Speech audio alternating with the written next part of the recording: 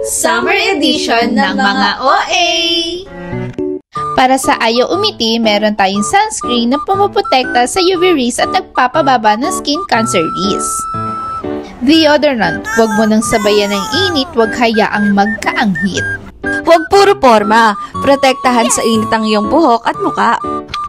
Ayos lang kahit di ako plus, basta't lagay na tubig kontra init sa labas. Kung ayaw ng mano-manong paypay, may mini fan naman, basta't siguraduhin may charge ha.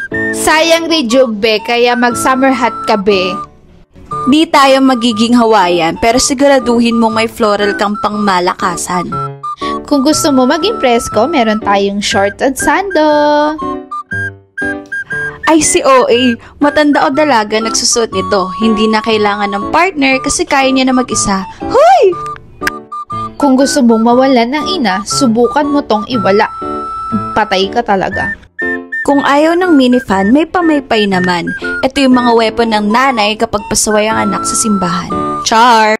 Hindi ako ang tita mo, pero dapat meron kang fashionista bag na kukumpleto sa summer outfit mo. Kuya, ilabas ang karway. Huy!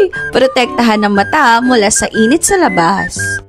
Kung ayaw maging OA, dapat safety first, kaya siguraduhin na merong salbabida ang mga bata. Opak, di mo kaya. Huwag palambasin ang pagsusuot ng swimwear. Chubby man na payat, deserve magsuot nito. Kaya i-enjoy ang summer at mag-ingat. Bye mga ka-OA!